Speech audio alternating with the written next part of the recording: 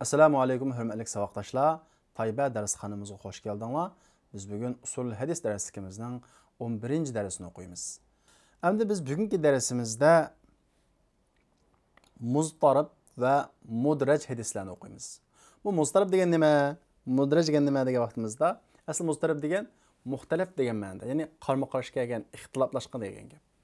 Bu lug'at ma'nosimi, buning isloh ma'nosiga yaqinlashadi. Ya'ni muztarib hadis deganimiz ishonchlilikda o'xshash, hatto bir raviyni naql qilgan, Rasulullohdan bir sahoba naql qilgan o'xshash ikki hadisning bir-birisiga jug'lig'ili bo'lmaydigan shaklda qarama-qarshi kelib qilishi. Bu muztarib hadis bo'ladi. Muztarib hadis asosan yo'q deyarlik. Buni asosan jug'lig'ili bo'ladi, ammo ba'zi hadislarni ba'zi olimlar jug'lig'ili olmaydi deb qaraydi, ba'zi olimlar jug'laydi. Masalan, bu qarama-qarshilik, zidlik ba'zida hadisninki mazmunda bo'lsa, ba'zida hadisning sanadida bo'ladi. Masalan, bir hadis Abu Bakrdan naql qilingan bo'lsa, o'xshash hadis, o'xshash lafz bilan keyindagi sanatlar, keyindagi naql qilingan hammasi shu odam shu, ammo sahoba bir rivoyatda Abu Bakr, yana bir rivoyatda Aisha radhiyallohu anha naql qilgan. Bunda ahvollar bor. Bu yerda sanat zidlik bo'ldi deymiz. Yana birisi matnda zidlik bo'lgan ahvollar bor. Masalan, Aisha radhiyallohu anha rivoyat qilingan hadisda Leysa fil mali haqqun siva zakat. Aisha anamızın rivoyat qilgan hadis. Malda zakatdan boshqa haq yo'q. Yana bir o'xshash hadisda inna fil mali haqqun siva zakat. Malda zakatdan boshqa mı haq bor. Ikkilisi Aisha anamız naql qilgan hadis, sanat o'xshash, ammo mazmunchu birisi-birisiga zid. Mushundaq hadislarni biz nima deymiz? Muztarab deymiz. Deydi, "Wa zu ixtilafi sanadin aw matnin mudtarabun 'inda ahli al-fanni."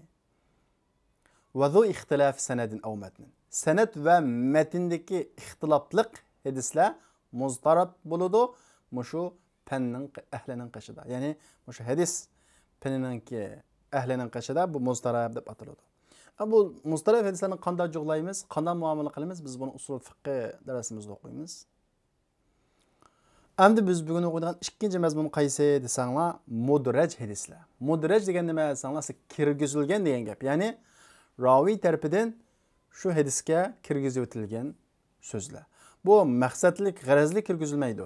Shu hadisni sharhlash uchun bunda holatda kirgiziladi. Masalan, eng ko'p mashhur bo'lgan hadis Aisha onamiz bid'ul vahiy, ya'ni payg'ambar alayhisolamga vahiyning boshlanishida payg'ambar alayhisolam Hira g'ariga borib ibodat qiladi.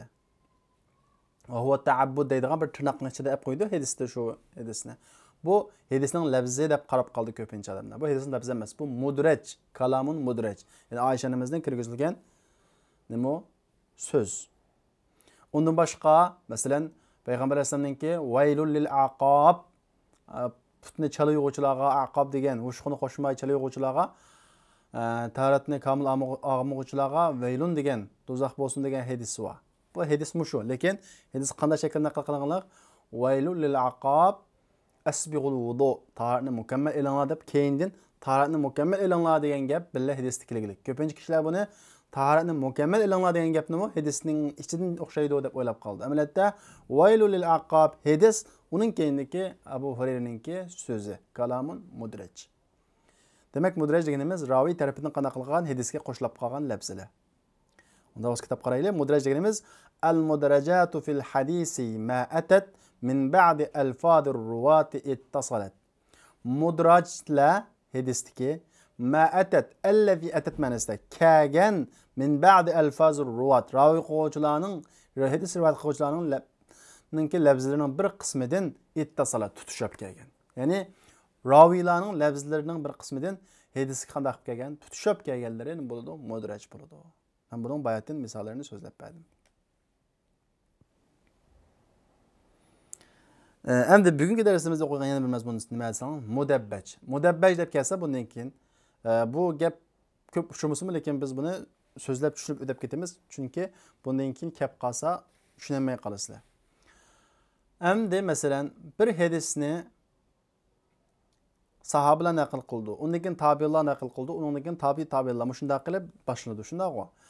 Ammo bir hadisni o'z davridagi odam, o'xshash odamdan naql qildigan ishlarmichu bor. Masalan, Ayşe anamızın Ebu Bekir radiyallahu anhu yoki Ebu Bekir radiyallahu anhu Ayşe anamız. Birisi-birisini qanday qildigan, naql qildigan ahvollar bor. Mushuni biz nima deymiz? Mudabbaj deymiz. Ya'ni o'xshash davrdagi, o'xshash yoshdagi, o'xshash tabiqadagi odamlarning bir-biridan hadis naql qilishini biz nima deymiz? Mudabbaj deymiz.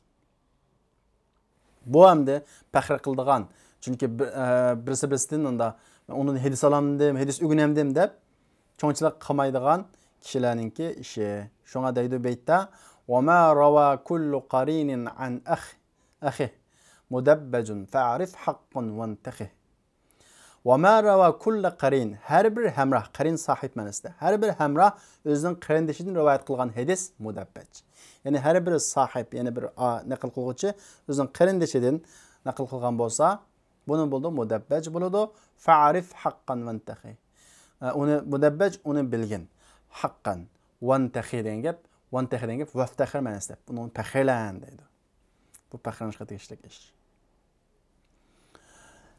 Endi undan keyingisi muttafaq. Muttafaq deydigan bir atalg'i keldi usul hadisda. Bu nima desanglar? Masalan, ba'zi sanatlarda masalan Abbas deb bir odam bor, hadis rivoyat qiluvchilarning ichida. Bu odam ishonchli, hadis qabul qilinadi. Yana bir odam bor, Abbas. Umi Abbas. Hatto dadasining ismi o'xshaydi. Uning hadisini qanday qilolmaydi, qabul qilolmaydi. Mana bu yerda usul hadisningki muhimligi chiqadi. Ikkilisining ismi o'xshash, familiyasi ismi o'xshash. Bo'lish ehtimoli bor bunday ishlar. Mushuni tekshirib qanday qilgan hadis olimlari bekitgan.